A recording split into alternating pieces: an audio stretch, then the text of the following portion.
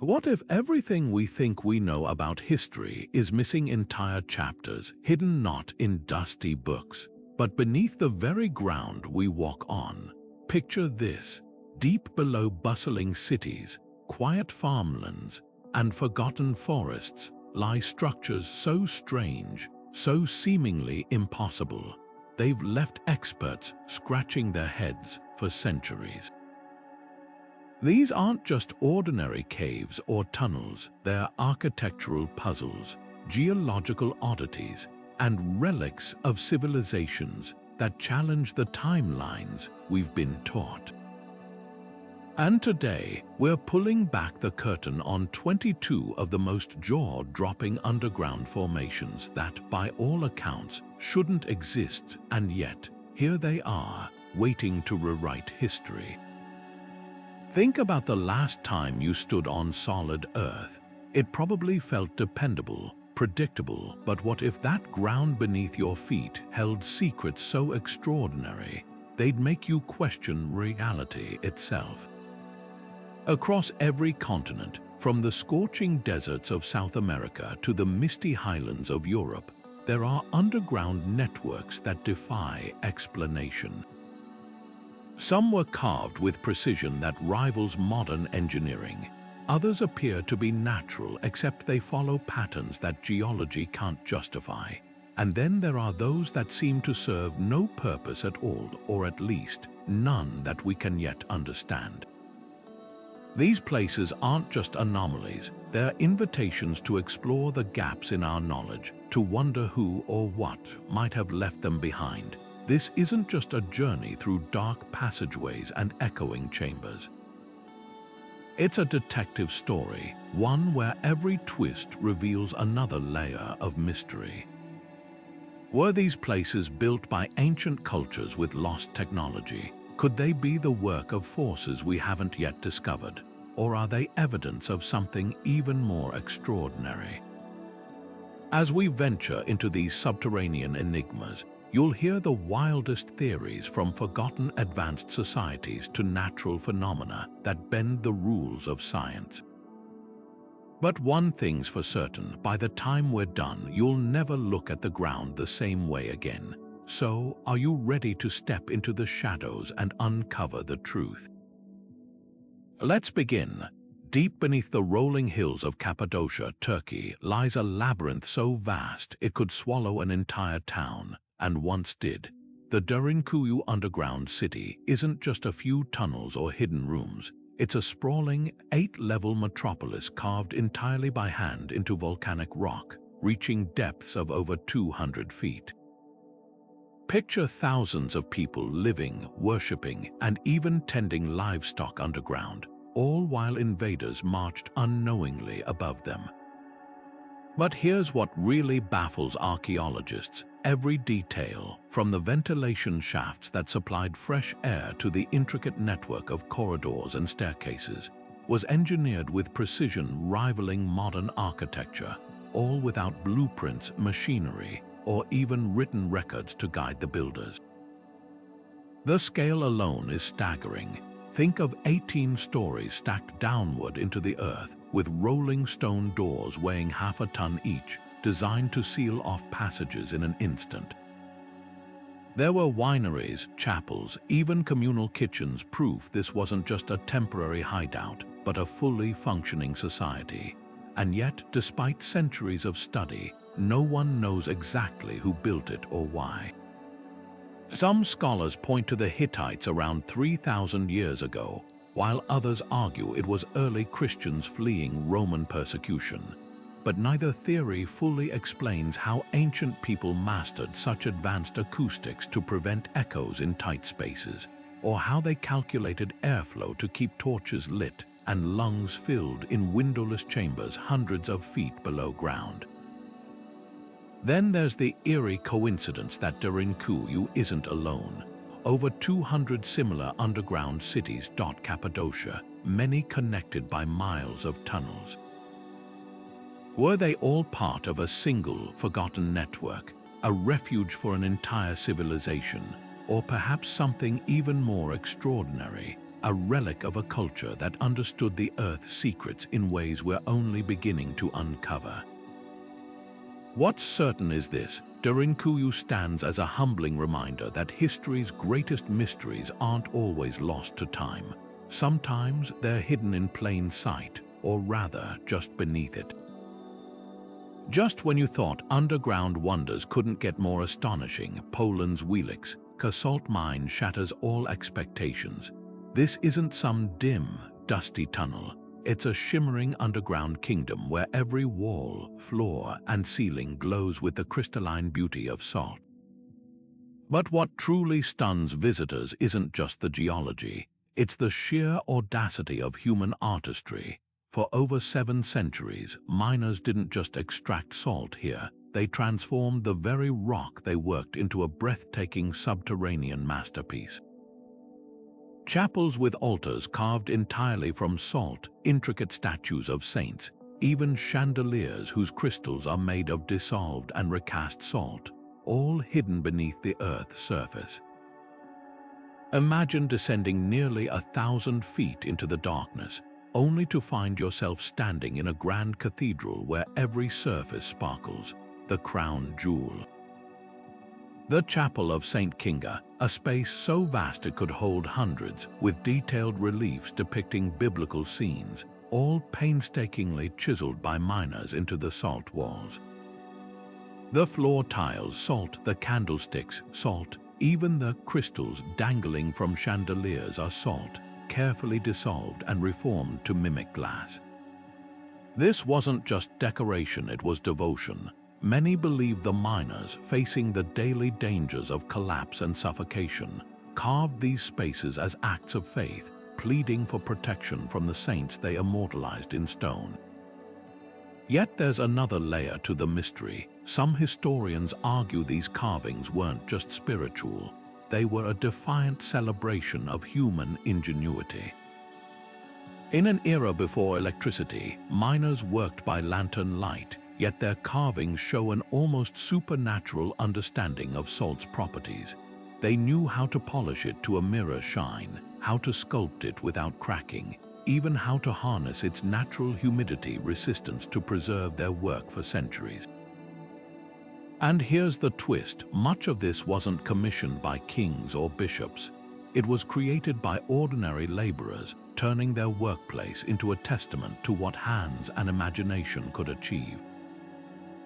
The mine scale is staggering: over 150 miles of tunnels spread across 9 levels, with chambers so large they've hosted concerts and ballroom dances.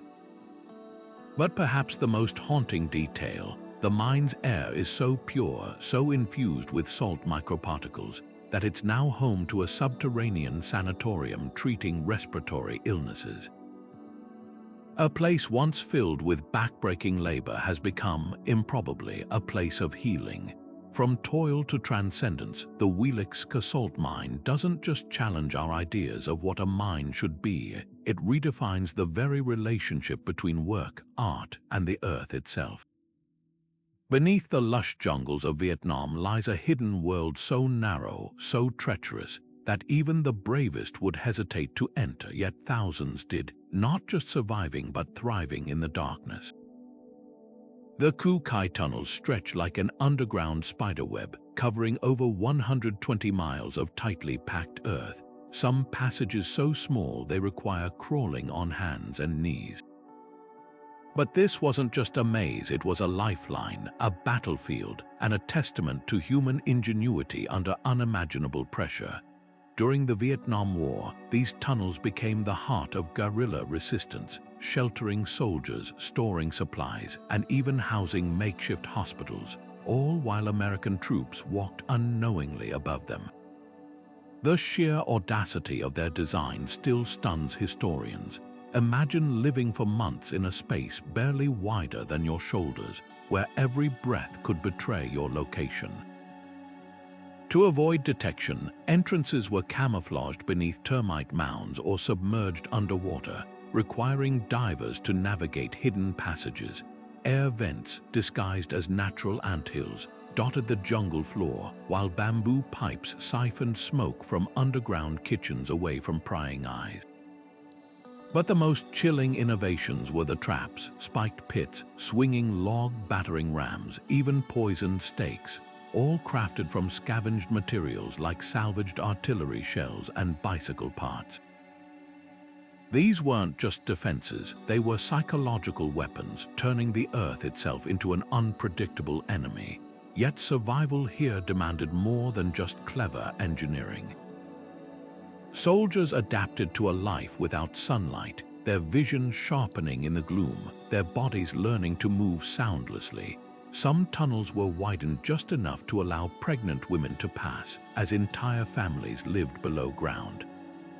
Underground theaters staged plays to boost morale, while workshops repaired weapons under the constant hum of nearby bombs. The tunnels even had their own metro system-specific routes marked by coded symbols to guide the lost. What makes Kuyu truly extraordinary isn't just its scale or its grim purpose, it's the way it redefines resilience. In a war dominated by advanced technology, the simplest tools and sheer creativity turned dirt and sweat into an unconquerable fortress. Today, visitors can squeeze through a fraction of these passages, now widened for tourists, but even that glimpse is enough to leave you breathless, not just from the physical strain, but from the realization that beneath the quiet earth, an entire war was once fought and won in shadows. Beneath the romantic streets of Paris, where sunlight dances on cafe terraces and the Seine glitters with promise, lies a shadow world that tells a far darker story.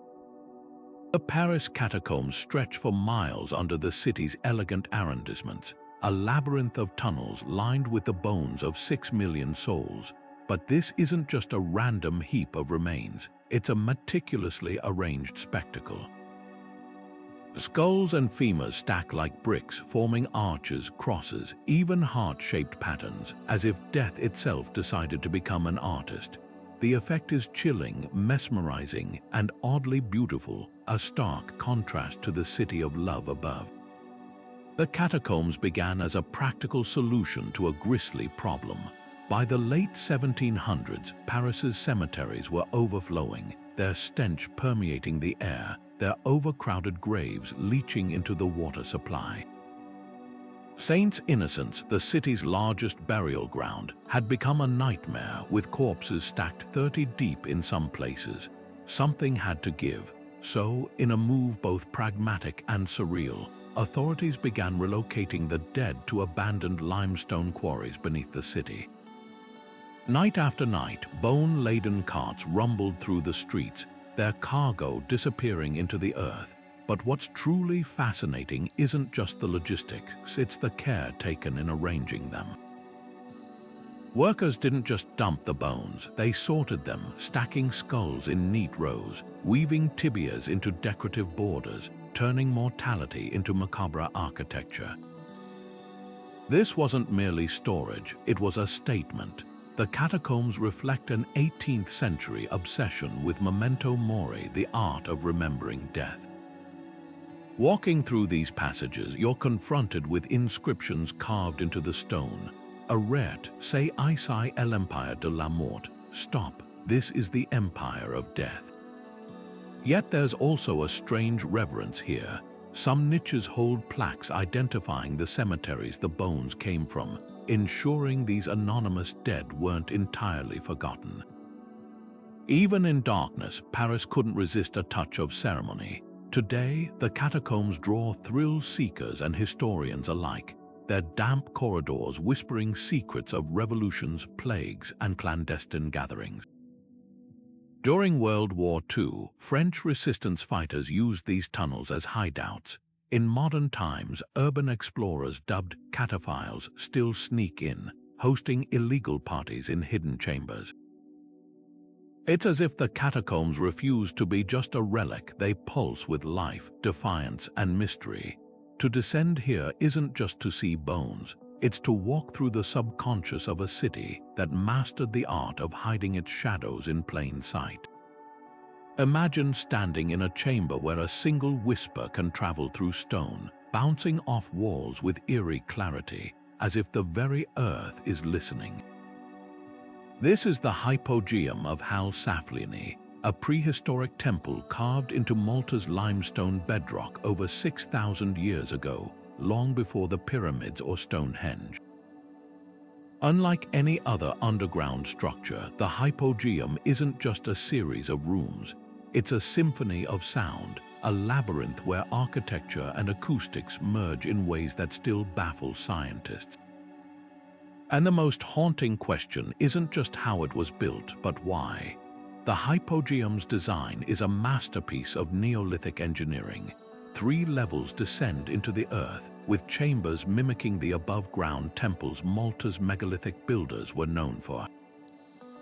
There are doorways carved to resemble sacred portals, altars stained with ancient ochre, and niches that may have held the dead, but the real wonder lies in the walls themselves.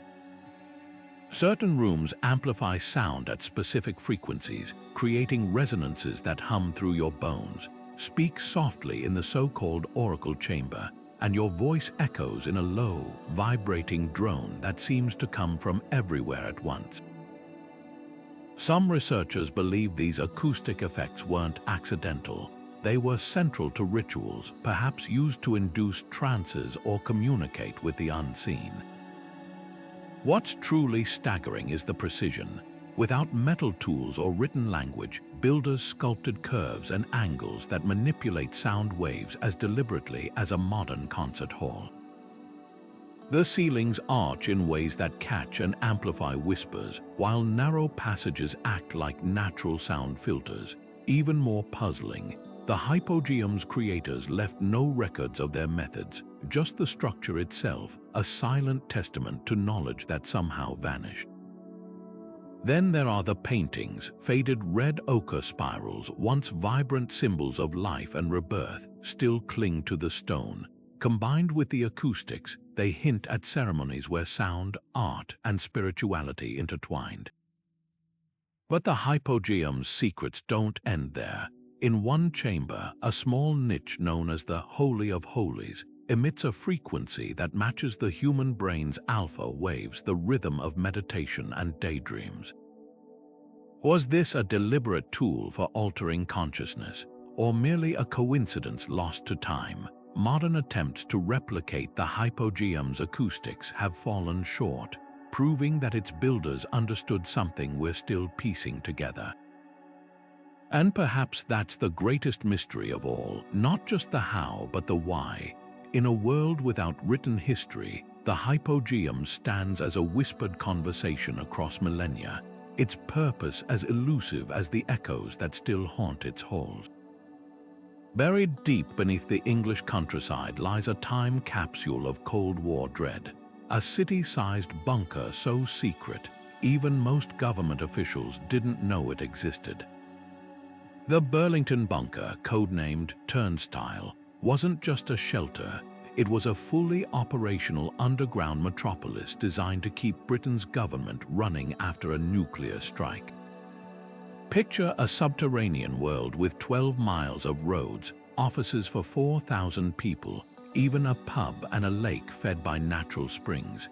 But here's what chills the spine. Every detail was built with the assumption that the world above would be reduced to ash. Construction began in the 1950s under absolute secrecy. Workers were told they were building an ammunition depot, while nearby villagers had no clue that beneath their feet, crews were hollowing out a labyrinth of reinforced concrete large enough to hold Parliament, the Prime Minister, and enough staff to theoretically rebuild civilization. The bunker had its own telephone exchange with direct lines to global allies, a broadcasting studio to address the nation, even a decontamination chamber to scrub radiation from survivors. The walls were lined with cork not for insulation, but to absorb the echoes of footsteps, ensuring no sound would betray the hideout's location to Soviet spies. Yet the most unsettling feature wasn't the scale, it was the psychology baked into its design. Corridors were intentionally painted in cheerful pastels to combat claustrophobia. The cafeteria stocked 14 days of rations, after which survivors would have faced the wasteland outside. And that lake, it wasn't for recreation. It was a last-ditch water supply, drawn from springs deep enough to avoid surface contamination. This wasn't just a building. It was a monument to the paradox of Cold War logic, spending millions to prepare for an apocalypse everyone hoped would never come. The bunker's existence wasn't declassified until 2004, decades after the Cold War's end. Walking its empty halls today feels like stepping into a ghost story where the catastrophe never arrived. Typewriters still sit on desks, their ribbons dry as bone. Blackboards display half-erased contingency plans, and those cheerful pastel walls, they're now cracked with age, an eerie metaphor for how fragile those doomsday plans really were. Burlington stands as a silent lesson in the extremes of fear, and the haunting question of whether any bunker, no matter how vast, could ever truly shield us from ourselves. Deep in the Mexican state of Chihuahua, buried beneath a working lead and silver mine, lies a chamber so alien it could pass for a scene from another planet.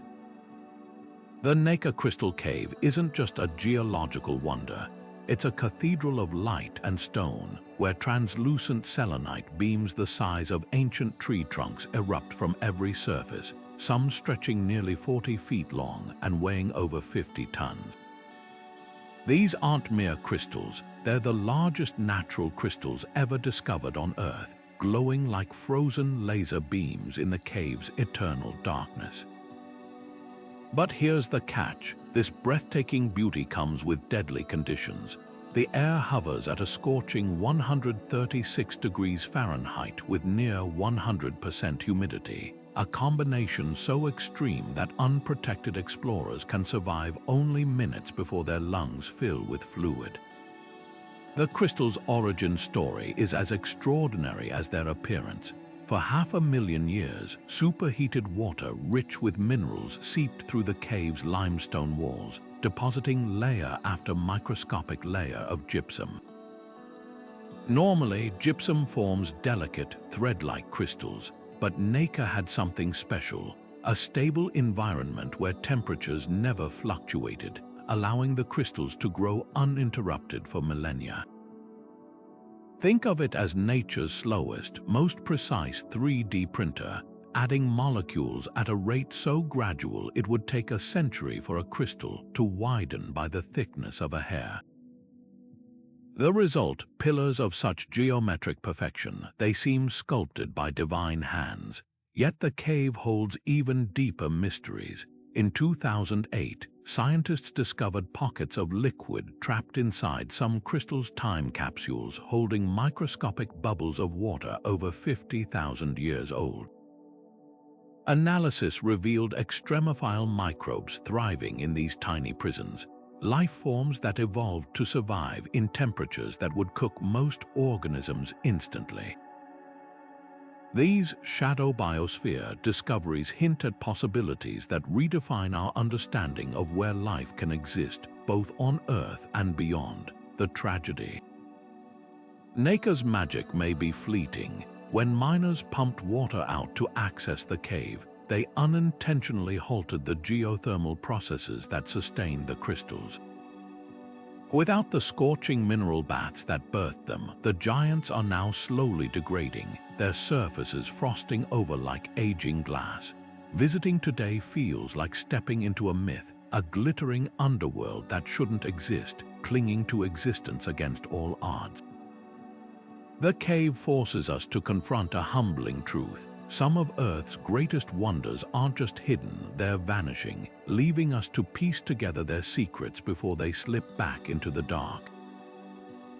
Beneath Edinburgh's cobbled streets and soaring medieval spires, a shadow city waits, one frozen in time, its stories etched into damp stone and whispered in the echoes of empty corridors.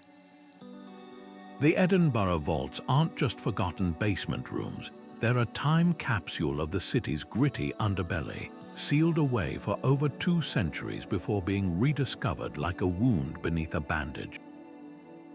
Built in the late 1700s as storage space for the bustling South Bridge above, these chambers quickly became something far darker. When the bridge's design flaws led to constant dampness and flooding, businesses abandoned the vaults and Edinburgh's outcasts moved in.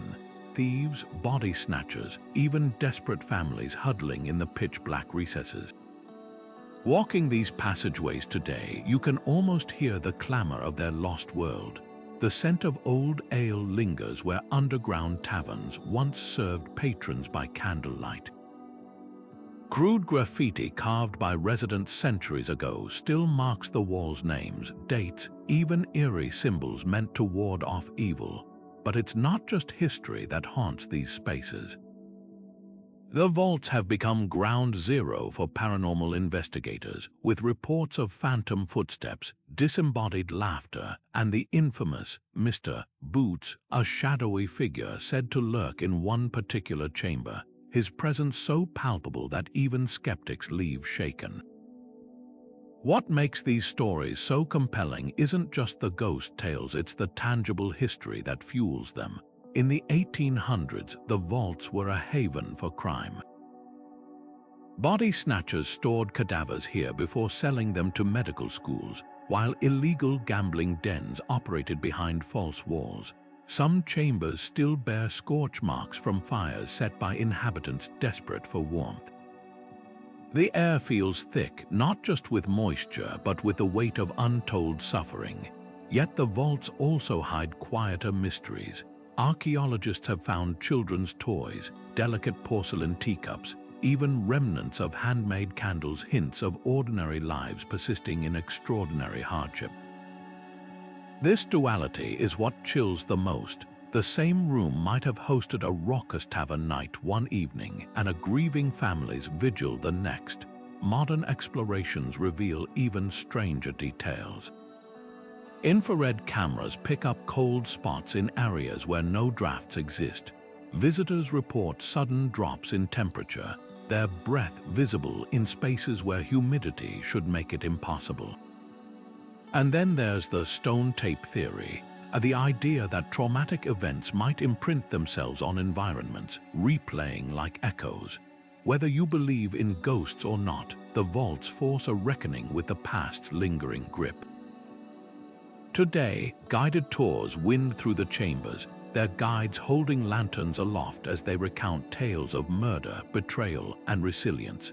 But sometimes the most haunting moment comes in the silence between stories, when the flickering light catches a centuries-old handprint on the wall, and you realize you're not just learning history. You're standing inside it, hidden beneath the unassuming farmland of China's Zhejiang province. The Longyou caves present an enigma that defies both time and logic. These 36 hand-carved grottos, each the size of cathedrals, stretch across a vast underground network, their walls chiseled with such geometric precision that they appear machined rather than man-made. Every surface bears the mark of countless hammer strikes, forming perfect 90-degree angles and smooth, sloping ceilings that would challenge modern engineers. But what truly stops archaeologists in their tracks isn't just the scale, it's the eerie silence of history surrounding them. Not a single scroll, carving, or folktale mentions their construction, leaving us to wonder, how could an undertaking this monumental vanish from collective memory? Walk through one of these caverns today, and you'll notice details that deepen the mystery. The walls are adorned with uniform parallel grooves. Some believe they're decorative, others insist they served an acoustic purpose, amplifying voices across the chambers. Murals once colored these surfaces too, though only faded remnants remain, their pigments clinging stubbornly to the stone after 2,000 years. Then there's the matter of the pillars. Strategically placed to support the ceiling, their positioning follows mathematical principles that shouldn't have been known to 1st century BC builders. Without metal tools or advanced measuring devices, how did they achieve such flawless symmetry? Theories about the cave's purpose spiral in wild directions. Some scholars argue they were imperial granaries, citing their stable humidity levels ideal for food storage. Others point to the lack of burial artifacts, dismissing tomb theories outright. More tantalizing is the suggestion they were ritual spaces, perhaps linked to lost philosophies that valued subterranean contemplation. Local legends whisper of dragons, claiming the caves were their celestial palaces, abandoned when the creatures ascended to heaven. Perhaps most baffling is the logistics. Estimates suggest removing nearly 1 million cubic meters of stone, enough to fill 400 Olympic swimming pools. Where did all that rubble go? No debris fields have been found nearby. The builders left no tools, no worker settlements, not even smoke stains from torches. It's as if the caves simply materialized from the earth itself. Modern laser scans reveal another layer of strangeness. The caves align with astronomical events, their entrances positioned to catch solstice sunlight at precise angles. This wasn't random excavation, it was a celestial blueprint carved in stone. As researchers continue to peel back the layers, one truth becomes undeniable: the Longyou caves weren't just built. They were engineered by minds whose sophistication we're only beginning to comprehend. And standing in their echoing halls, you can't help but feel the weight of all the questions still whispering from the walls. Beneath the quiet streets of Moose Jaw, Saskatchewan, lies a network of tunnels that feel ripped straight from a gangster film. Narrow, shadowy passages where the echoes of Prohibition-era whispers still seem to linger. These aren't just old utility corridors. They were once the lifeline of a thriving underground economy, a secret highway for bootleggers smuggling liquor across the U.S.-Canada border during the 1920s. But what turned this unassuming prairie town into a hotspot for organized crime? The answer lies in geography, desperation, and one infamous name: Al Capone. While Chicago burned with violence over control of the illegal alcohol trade, Moose Jaw offered something priceless: discretion. Its tunnels, originally built for steam heating and Chinese immigrant laborers in the 1800s, became the perfect cover for smuggling operations. Hidden entrances in basements of legitimate businesses, barbershops, laundries, even a church masked the constant flow of whiskey and rum. Liquor would arrive by train from distilleries in the east, then vanish into the labyrinth below, reappearing in speakeasies or loaded onto trucks bound for thirsty American cities. The tunnels were so effective, some claim Capone himself invested in Moose Jaw's operations, using it as a northern hub to evade U.S. authorities. Walking these passages today, you can almost taste the tension in the damp air. Low ceilings force you to hunch, just as smugglers once did, their arms laden with contraband. Some walls still bear the marks of hasty expansions, chiseled grooves where tunnels were widened to accommodate more traffic. Guides point out peepholes carved into brick, where lookouts kept watch for law enforcement, and hidden compartments where bottles could be stashed in an instant. The most chilling detail: a reconstructed speakeasy, complete with a false wall that pivots at a touch, revealing a claustrophobic escape route. But the tunnels weren't just about crime, they were about survival. Many Chinese immigrants fleeing discrimination and punitive taxes lived and worked in these underground passages, their stories intertwined with the bootleggers. Some tunnels still contain remnants of their lives: rusty cooking pots, faded gambling dens, even makeshift shrines. It's a stark reminder that this space held multiple layers of secrecy, each community hiding from something different. Today, Moose Jaw embraces its notorious past with theatrical tours featuring actors in period garb, reenacting raids and clandestine deals. Yet beneath the theatrics lies a deeper truth: these tunnels are a testament to human ingenuity under pressure.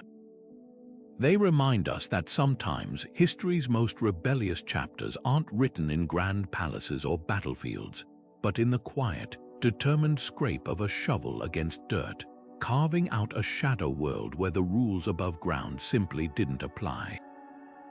Beneath the picturesque cliffs of Orvieto, Italy, where tourists sip wine in sunlit piazzas, an entire shadow city hums with the echoes of an ancient civilization's ingenuity. The Orvieto underground isn't just a few scattered tunnels. It's a sprawling, multi-level labyrinth of over 1,200 hand-carved chambers, each telling a story of how the Etruscans turned necessity into brilliance. Volcanic rock, soft enough to carve yet sturdy enough to last millennia, became their canvas. But here's the twist: these weren't just storage holes or escape routes. They were a meticulously engineered ecosystem, supporting life above and below ground in ways that still astonish archaeologists today. Take the pigeon coops, for example. Hundreds of niches dot the walls, each designed to house birds prized for their meat, eggs, and strangely their fertilizer. The Etruscans didn't just farm pigeons, they architecturally optimized their caves for it. Small entrance holes kept predators out while letting the birds swoop in and out freely, and the walls porous too for stone-regulated temperature, creating a natural refrigerator for eggs. It was sustainable agriculture underground style. Then there's the wine. Cool, consistent cellar temperatures made these caves ideal for fermenting and storing vintages, with grooves in the floors to catch runoff and channels to control humidity. Modern winemakers would kill for conditions this precise, achieved without a single thermometer. But the real marvel isn't just what they built, it's why they built it. Orvieto sits atop a volcanic plateau, its cliffs naturally defensive. When invaders came, the Etruscans didn't just hide in these tunnels, they lived in them. Archaeologists have found olive presses, weaving workshops, even sacred spaces with altars carved into the rock. This wasn't a last resort, it was a parallel world, a contingency plan etched into the earth. Staircases spiral between levels like a prehistoric subway system, while ventilation shafts disguised as wells ensured fresh air reached the deepest chambers. The most haunting spaces, though, are the quarry caves.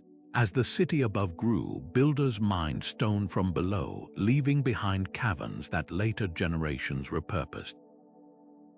It's a physical manifesto of recycling, centuries before the term existed. Today, exploring these passages feels like walking through a palimpsest layers of history scratched into every wall.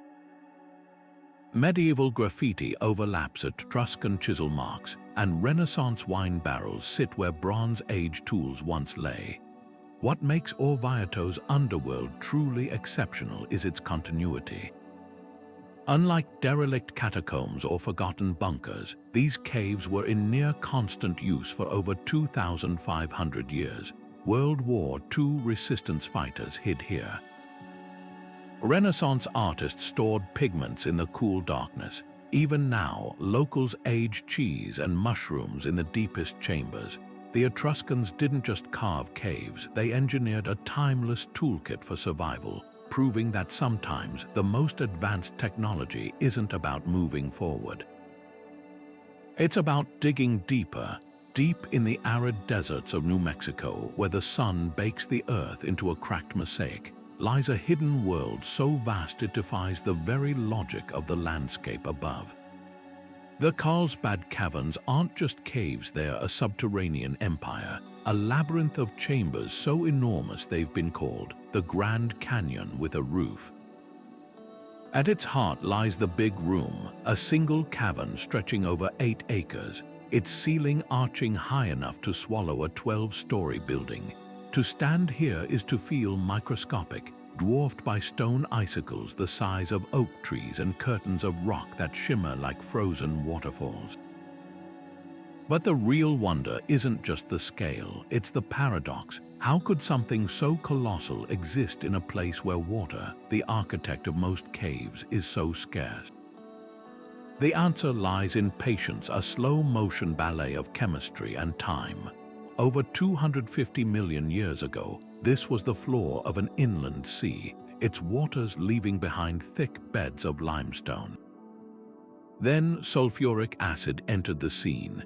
Unlike most caves carved by gentle carbonic acid in rainwater, Carlsbad's chambers were hollowed out by a far more aggressive process. Hydrogen sulfide from nearby oil deposits seeped upward, mixing with oxygenated groundwater to create sulfuric acid, a corrosive brew that dissolved limestone like sugar in hot tea. But here's the twist: this wasn't a quiet erosion. The acid ate upward, creating voids that collapsed under their own weight, forming those jaw-dropping domes and pits. Over millennia, mineral-rich water dripped into these spaces, depositing the cave's iconic formations, stalactites, stalagmites, and delicate soda straws that grow just one droplet at a time. Yet Carlsbad's magic isn't just geological, it's alive. Each summer evening, hundreds of thousands of Brazilian free-tailed bats spiral out of the cave's mouth in a swirling black vortex, their exodus so dramatic it's been dubbed the Batnado. These tiny creatures are the cave's unsung gardeners, their guano fueling an entire ecosystem of microbes that, in turn, sustain rare cave-adapted insects. Even the air here plays a role. Constant humidity and temperature create microclimates where formations grow at visible rates, some stalactites lengthening nearly an inch per century. The sheer audacity of Carlsbad becomes clear when you consider the logistics. Explorers in the early 1900s rappelled into the void with ropes and lanterns, their sketches revealing chambers later mapped with laser precision. Today, elevators descend 750 feet into the earth, delivering visitors to a world where silence is so absolute you can hear your own heartbeat. But perhaps the most humbling thought is this: despite over a century of study, less than half the cavern system has been explored. Hidden passages likely branch deeper, their secrets still locked in stone. Carlsbad isn't just a cave. It's a reminder that beneath our feet, the earth keeps mysteries no textbook could ever contain. High above the Cappadocian plains, where wind and water have sculpted the landscape into towering, fairy chimneys, another underground marvel hides in plain sight: the Garim underground. While Derinkuyu sheltered entire communities in its depths, Garim's caves served a different purpose. They became sanctuaries of faith, where early Christians worshipped in secret under the watchful eyes of Roman persecutors. Carved into the region's soft volcanic tuff, these chambers weren't just hiding places, they were canvases for devotion, their walls glowing with vibrant frescoes that tell stories of survival and defiance. Step inside one of these chapels and time seems to fold. Sunlight filtering through narrow windows illuminates thousand-year-old paintings, saints with solemn eyes, biblical scenes in rich blues and reds, geometric patterns that mirror the mosaics of grand above-ground basilicas. The artistry here is astonishing, especially considering the conditions. Artists worked by lamplight, mixing pigments from local minerals, their brushes tracing sacred narratives onto rough rock. Some frescoes show signs of haste-smudged outlines, uneven colors hinting at nights spent painting between raids. Others bear the scars of later iconoclasts, faces scratched away by those who saw the images as idolatrous. Yet through it all, the message endures, faith carved in stone. But Garim's true genius lies in its duality. From the outside, many caves appear as simple dwellings or storage hollows, perfect camouflage. Peek closer and hidden passages reveal chapels, their entrances disguised by rolling stone doors like those in Derinkuyu. Some complexes even had secret tunnels connecting to nearby valleys, allowing worshippers to flee mid-service if soldiers approached. The most ingenious feature: acoustic trickery. Certain chambers were designed to amplify a single voice, likely a priest's, while muffling congregational responses, making gatherings sound like distant echoes to anyone outside. Why choose such extreme measures? The answer is etched into history's darker chapters. When Roman edicts forbade Christian worship, followers adapted, turning the very earth into both shield and sanctuary. Garim's caves offered more than safety, they preserved community. Baptismal fonts cut into the floor, communal dining halls with stone tables, even wineries for sacramental wine. Every detail served a faith determined to endure. Today, wandering these candlelit passages feels like stepping into a sacred whisper. The air carries traces of incense and damp stone, while shafts of light spotlight frescoes of angels and martyrs. Some paintings show surprising tenderness, a young Jesus cradling a lamb. Mary's gentle smile reminds us that even in hiding, beauty flourished. Garim doesn't just showcase early Christian art, it immortalizes the human spirit's refusal to be silenced. And high above, where swallows dart between fairy chimneys, the wind still carries echoes of hymns sung softly in the dark. Beneath the bustling streets of Beijing, where neon lights pulse with modern energy, lies a frozen relic of a world on the brink, a labyrinth so vast it could swallow Manhattan whole. The Beijing underground city, known as Dixia-Cheng, stretches over 100 square miles, a shadow metropolis built to shelter nearly half the city's population from nuclear annihilation. Conceived in the 1960s at the height of Sino-Soviet tensions, this wasn't just a bunker, it was an alternate reality, complete with schools, hospitals, granaries, and even a subterranean theater where propaganda plays could distract survivors from the apocalypse above. Yet despite its staggering scale, Dixia-Cheng's corridors have never echoed with the footsteps of panicked citizens. Its story isn't one of survival, but of a war that never came. Walking through its sealed passageways today feels like stepping onto a film set frozen mid-scene. Faded Mao-era slogans still cling to the walls, urging, "Prepare for war, prepare for famine." Rusted machinery sits where workers left it, and rows of empty bunk beds stand like skeletons of unmade futures. The air carries a metallic tang, part damp concrete, part lingering fear. What's most striking isn't the engineering, though that's impressive enough. Ventilation shafts disguised as courtyard wells, blast doors thick as bank vaults, but the psychological calculus behind it.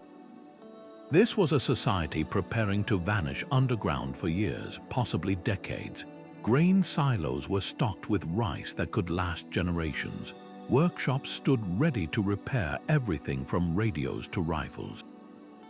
There were even silkworm farms, ensuring survivors could produce clothing if surface radiation made cotton harvesting impossible.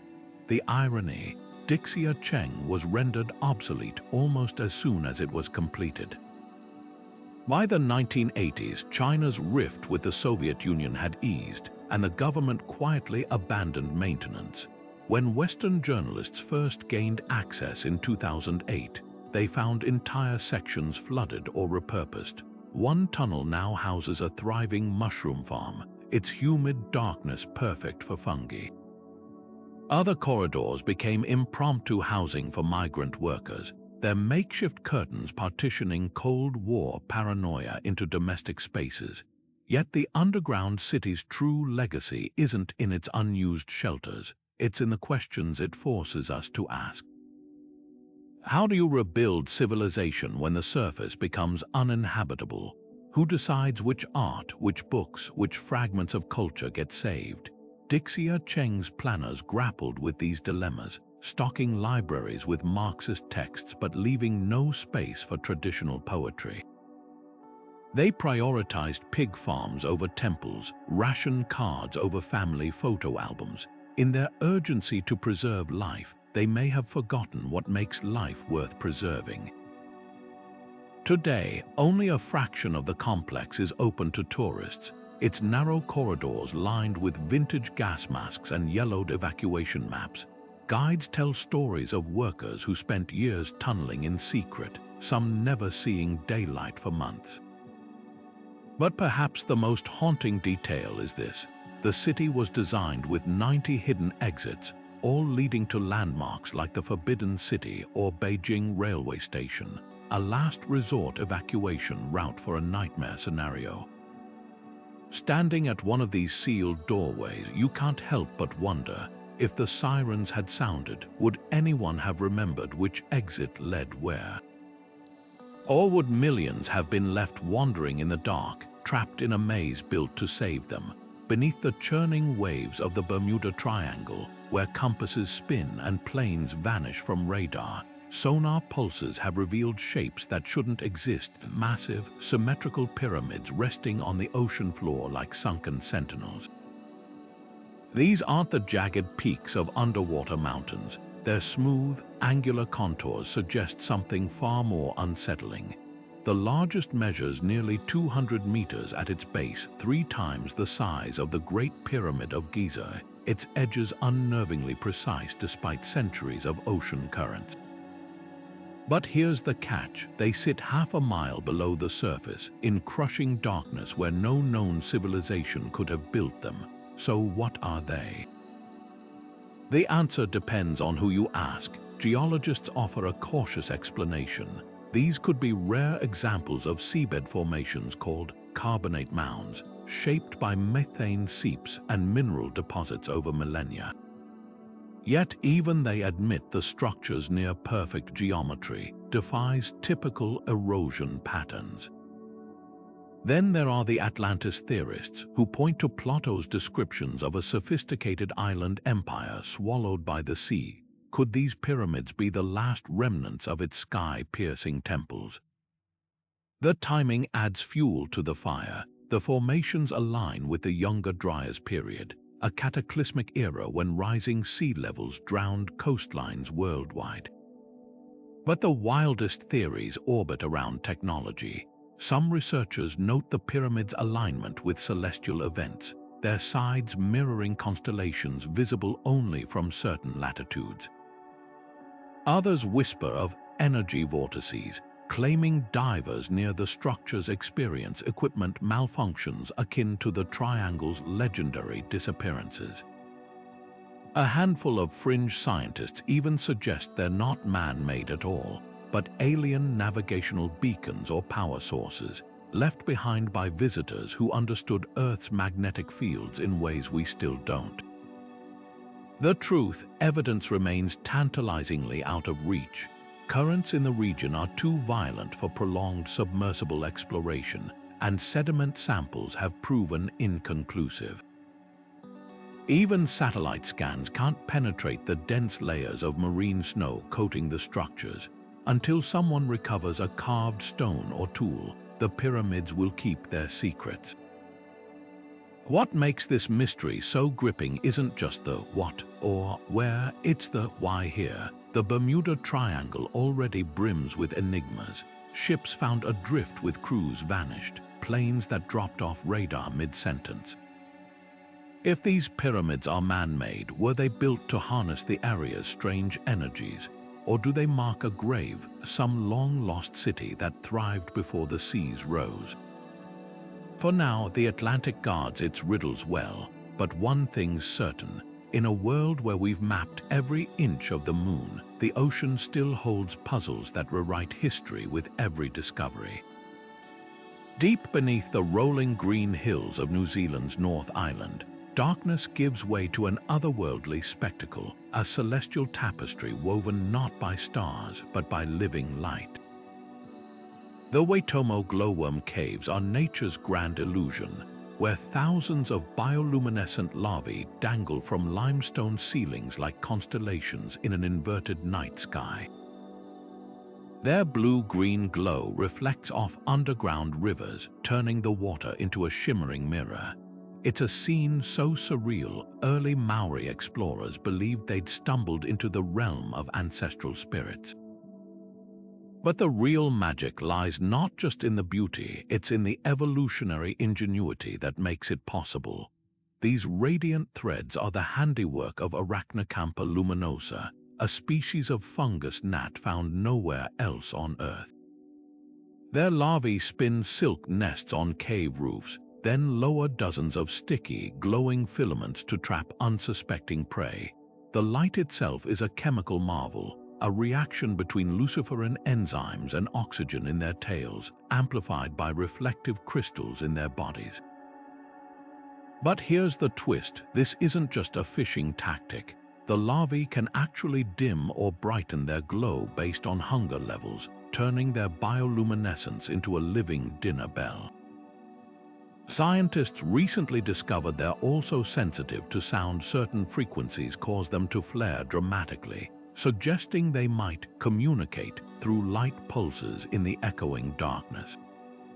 The cave's ecosystem operates on a razor's edge. Too many glowworms and prey become scarce, too few, and algae clogs the water, choking the insects they feed on. Even human breath threatens the balance. Carbon dioxide alters cave humidity, potentially extinguishing entire colonies. That's why visitors glide through in near silence on rubber boats, their guides using pulley systems to avoid disturbing the delicate silk lines. What's truly humbling is how these creatures exploit every resource. Their silk threads aren't just sticky, they're studded with droplets that refract light, making each strand visible to prey from multiple angles. The larvae even recycle their own waste, using it to cultivate microbial gardens that attract other insects. It's a closed-loop economy perfected over millennia, where nothing goes to waste, not even darkness. Modern studies reveal another layer of wonder. The glowworm's light spectrum peaks at a wavelength that penetrates water exceptionally well, making it perfectly tuned for their aquatic hunting grounds. Some researchers speculate this adaptation might inspire new underwater lighting technologies. Meanwhile, Maori oral traditions speak of the caves as navigational markers, their faint glow visible through fissures, guiding travelers at night. Standing in Waitomo's cathedral cavern, where acoustics amplify whispers into echoes and the glowworm's light dances like living auroras, you begin to grasp the cave's deeper lesson. This isn't just a biological oddity, it's proof that even in the most inhospitable places, life doesn't just endure. It turns survival into art, and as your boat drifts beneath that luminous canopy, one thought lingers. Sometimes the most extraordinary wonders aren't those that shout for attention, but those that glow patiently in the dark, waiting to be found. Beneath the quaint villages of Wiltshire, England, where rolling hills hide a secret as unexpected as it is ingenious, the Burlington stone mines have traded pickaxes for fiber optic cables. These sprawling limestone quarries, once the backbone of Britain's construction boom, now hum with servers instead of echoes, a subterranean tech hub where Victorian industry meets 21st century innovation. But why drag data centers underground? The answer lies in the earth itself. Limestone, it turns out, is nature's perfect insulator. The mines maintain a constant temperature of around 50 degrees Fahrenheit year-round, eliminating the need for energy-guzzling air conditioning that plagues above-ground server farms. Humidity levels stay stable, protecting delicate electronics from corrosion. Even the thick rock walls act as a natural Faraday cage, shielding equipment from electromagnetic interference and cyber threats. It's not just efficiency, it's security. During the Cold War, these very tunnels were designated as a nuclear bunker for the British government. Now, that same impenetrability safeguards cloud storage for Fortune 500 companies. Walking through the mines today feels like stepping into a sci-fi film set. Endless corridors lined with vintage rail tracks, now flanked by sleek server racks glowing blue in the half-light. Original miners' graffiti still marks the walls, century-old signatures juxtaposed with QR codes for equipment maintenance. Some chambers have been repurposed as ultra-secure offices, their vault-like doors repurposed from bank vaults.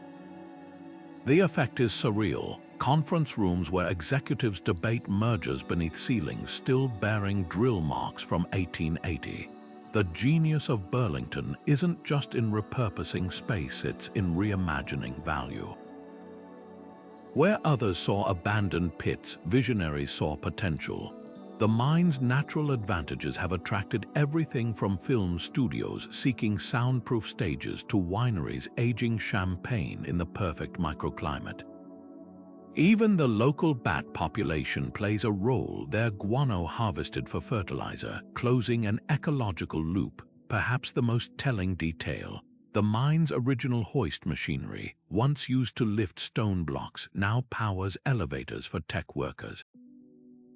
It's a poetic full circle. The tools that built industrial England now support its digital future. In a world obsessed with demolition and new construction, Burlington stands as proof that sometimes progress doesn't mean building up. It means digging deeper. Beneath the cobblestone streets of Odessa, Ukraine, stretches a shadow world so vast it could loop around the earth 6 times if laid end to end. The Odessa Catacombs. This sprawling 1,500-mile labyrinth of tunnels, carved from soft limestone over 2 centuries of quarrying, became something far more than an industrial relic. When Nazi forces occupied the city in 1941, these twisting passages transformed into a subterranean battleground, sheltering partisan fighters who waged a secret war from the darkness. But survival here demanded more than courage. It required an intimate dance with the earth itself, where one wrong turn could mean never seeing daylight again. Navigating the catacombs was a feat of memory and ingenuity.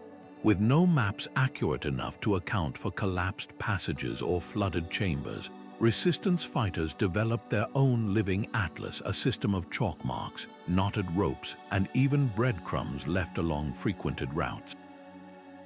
Some partisans memorized sequences of turns like musical notes, humming tunes where each note represented a left or right. Others relied on the tunnel's eerie acoustics, recognizing familiar echoes from specific chambers to orient themselves. The most daring scouts ventured beyond the known routes, marking new paths with soot from carbide lamps, knowing these discoveries might later save lives. The catacombs didn't just hide fighters, they housed an entire shadow civilization. Makeshift hospitals operated in hollowed-out chambers where surgeons stitched wounds by candlelight. Printers cranked out anti-Nazi leaflets on hidden presses, their ink mixed from crushed charcoal and stolen machine oil. Children born underground learned to walk on uneven stone, their first toys carved from limestone fragments.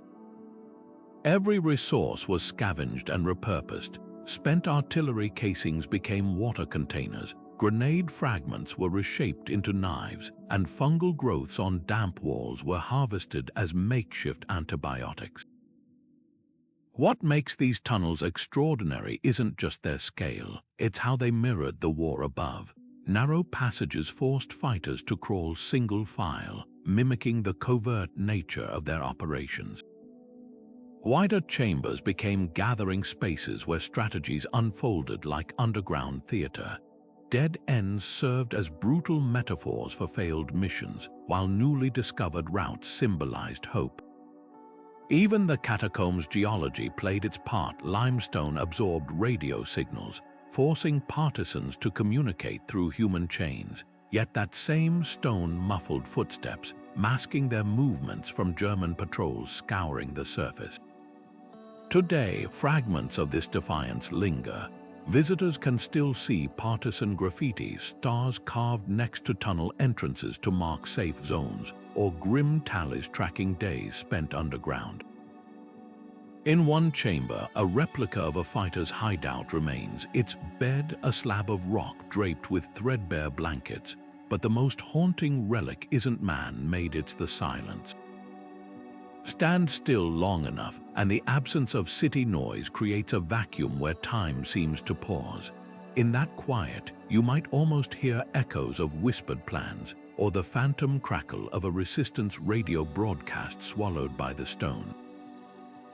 The Paris Catacombs stand as a testament to war's duality, a place where darkness fostered both despair and unimaginable resilience. They remind us that sometimes the deepest courage isn't about standing tall in the light, but learning to navigate the labyrinth when the world above gives way. Hidden beneath the lush hills of Guilin, China, lies a cavern that seems plucked from a dream where stone transforms into liquid rainbows and gravity-defying formations glow like alien flora. The Reed Flute Cave isn't just another limestone grotto. It's nature's most flamboyant art exhibition, a half-mile-long gallery where stalactites drip from the ceiling in cascades of electric blues, fiery oranges, and molten purples. But this spectacle isn't the work of human hands, it's the patient craftsmanship of water and mineral, a collaboration spanning over 180 million years. The cave's palette comes from an alchemy of chemistry and light. Rainwater, slightly acidic from absorbing carbon dioxide, seeped through the karst landscape above, dissolving calcium carbonate as it trickled downward. Each droplet left behind microscopic mineral deposits iron-painting streaks of rust red, copper staining walls, emerald green, manganese dusting arches, Inkai black. Over millennia, these pigments built up like layers of watercolor, their intensity magnified by the cave's natural reflectivity. Modern LED lighting now highlights this hidden artistry, but the colors themselves are entirely natural, a geological masterpiece that outshines any human imitation. What truly astonishes isn't just the hues, but the shapes they adorn. The Crystal Palace chamber soars 5 stories high, its ceiling hung with stone chandeliers so delicate they vibrate like wind chimes in humid air. Nearby, the Dragon Pagoda formation spirals upward in a series of tiered ledges, resembling a mythical beast frozen mid-climb. Then there's the Snow Mountain, a pure white cascade of calcite so pristine, early explorers mistook it for glacial ice. These aren't random accretions, they're the result of precise environmental conditions. Variations in water flow, temperature, and even air currents dictated whether minerals formed jagged spikes, smooth curtains, or hollow soda straws thinner than pencils. The cave's name comes from the reeds growing at its entrance, once harvested to make flutes, but its musical legacy runs deeper. Certain formations act as natural sound chambers, amplifying whispers into eerie harmonies. Scientists believe prehistoric visitors may have used these acoustics in rituals, their voices bouncing off walls still bearing 700 Tang Dynasty-era inscriptions.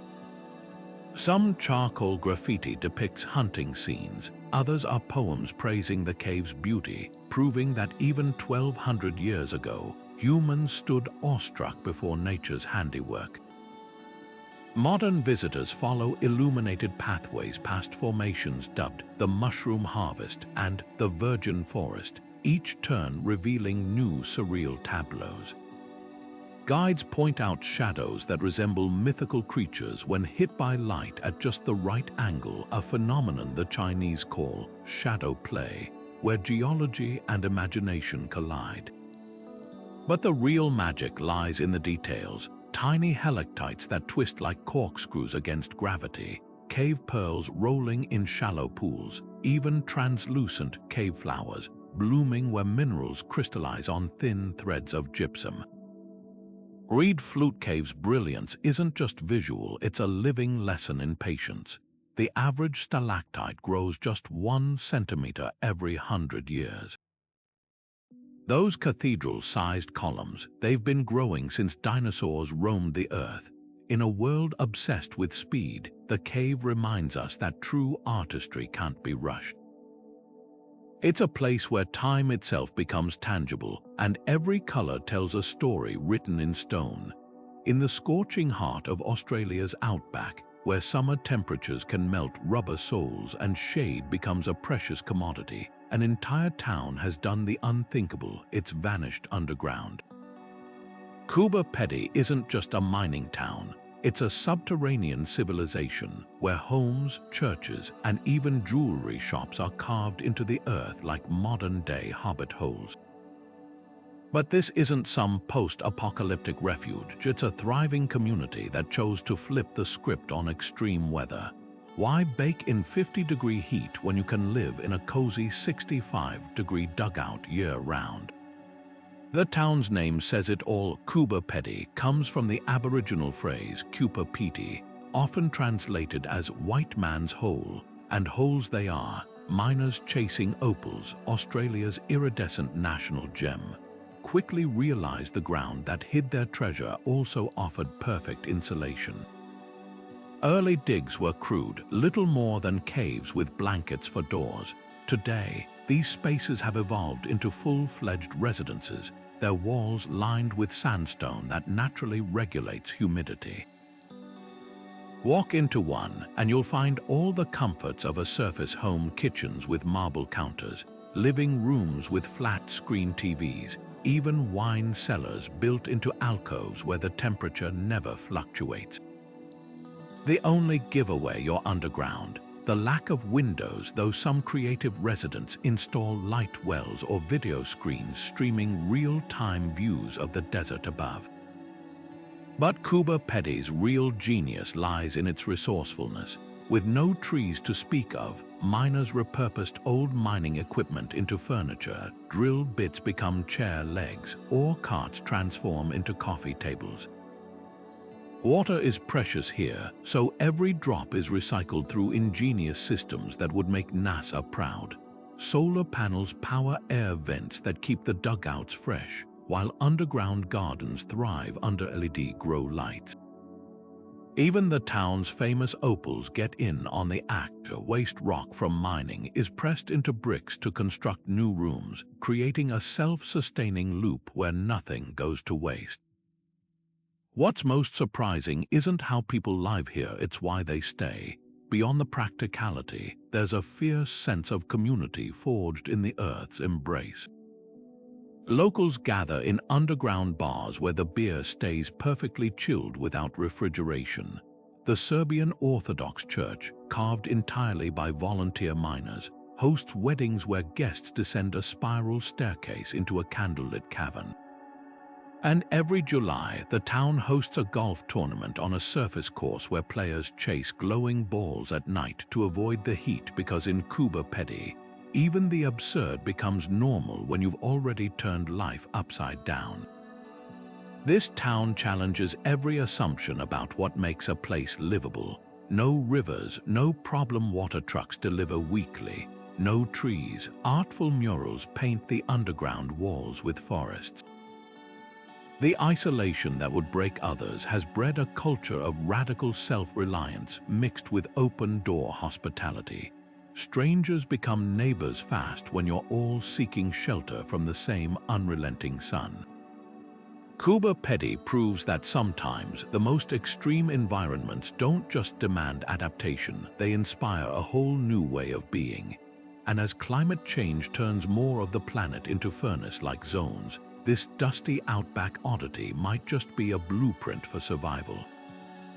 After all, if you can thrive where the earth itself seems hostile, what can't you conquer?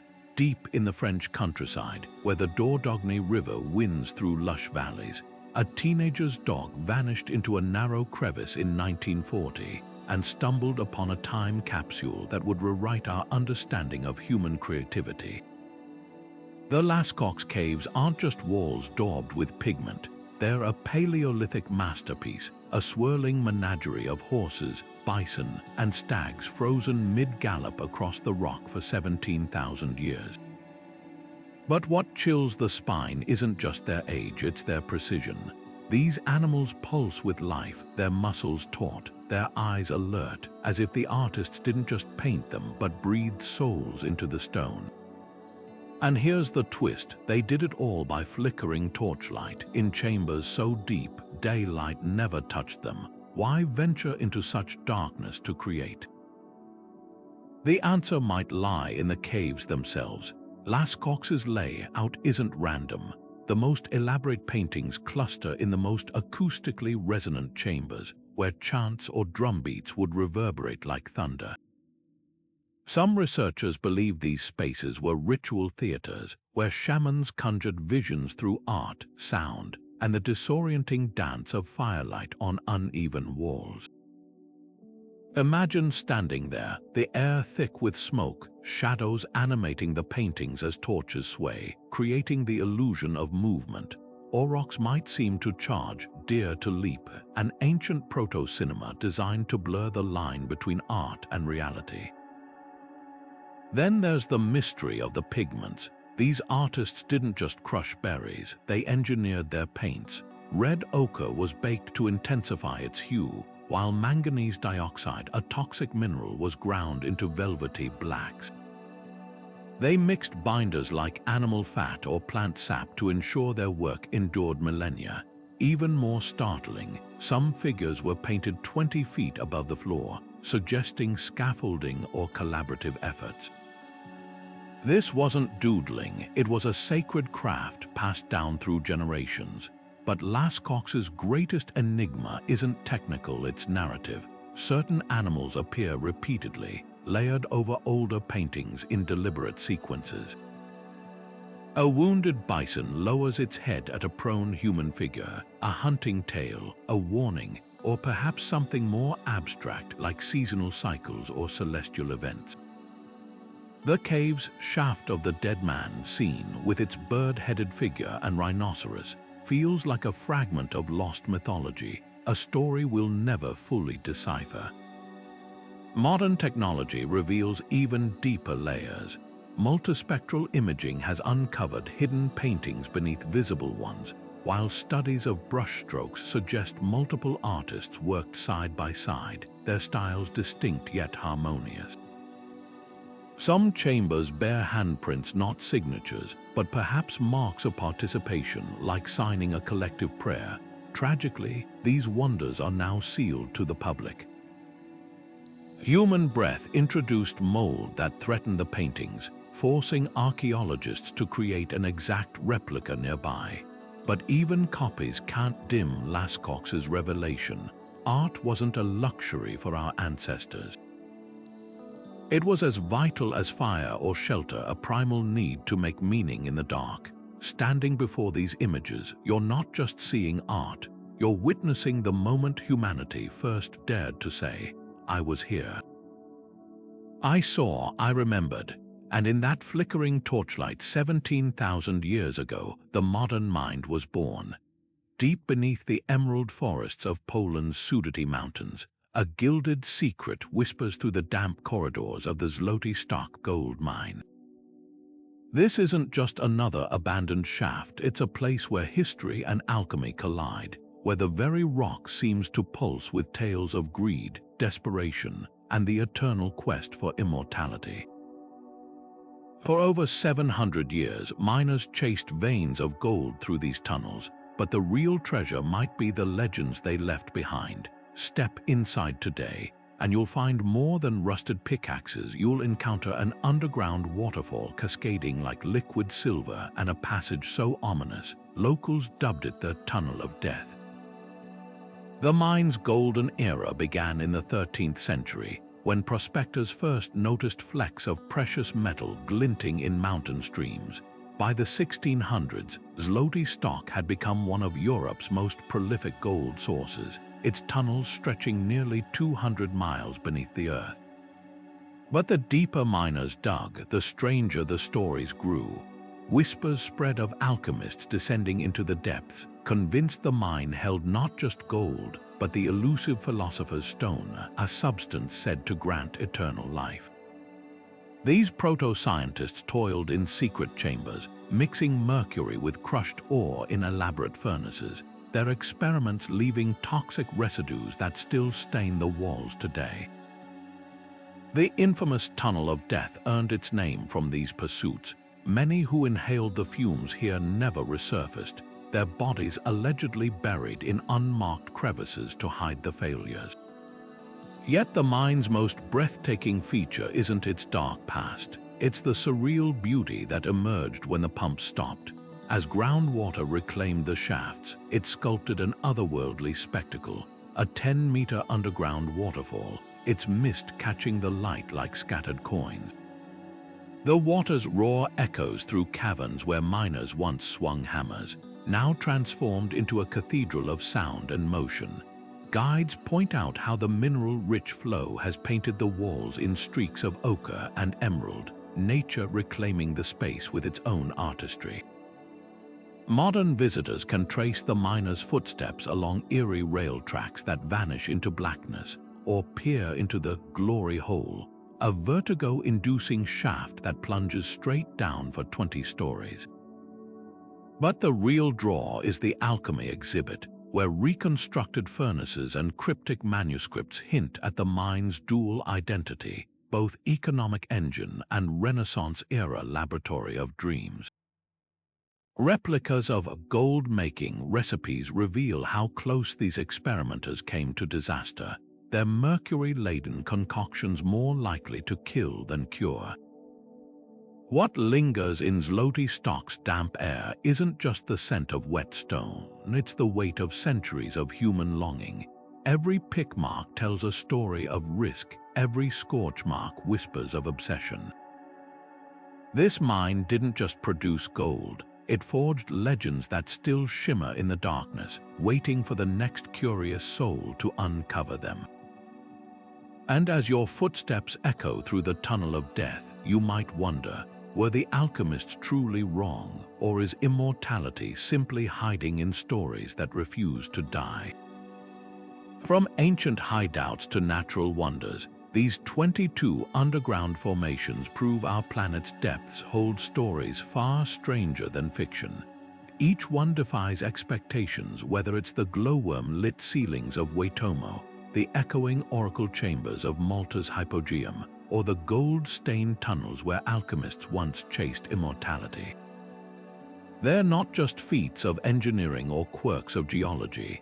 They're time capsules whispering secrets about civilizations that thrived in darkness, artists who painted by torchlight, and communities that turned survival into an art form. What ties them together isn't just their subterranean setting, it's the way they force us to rethink what's possible. Derinkuyu's ventilation shafts rival modern skyscrapers. The Longyou cave's precision seems impossible without lasers, and Kuba Peti's dugouts, they're a masterclass in adapting to extremes, proving necessity doesn't just breed invention, it can sculpt entire societies.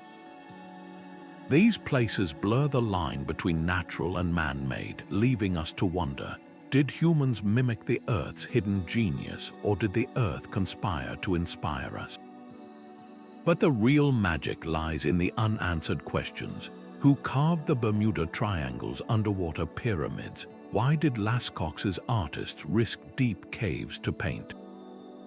Every tunnel, every crystal, every bone-lined passage is a riddle without a final answer, and that's what makes them thrilling. They remind us that history isn't a closed book, it's a living puzzle with new pieces still waiting to be unearthed. So, which of these hidden worlds captured your imagination? Was it the eerie beauty of Paris's bone-lined catacombs, or the sheer audacity of Beijing's nuclear-proof city? Drop your favorite in the comments. We're obsessed with these conversations. And if you're hungry for more mysteries, check out our deep dive into lost cities that vanished without a trace. The Earth's greatest stories aren't always written on the surface. Sometimes you have to venture into the dark to find them. Keep exploring, stay curious, and remember, the next great discovery might be right beneath your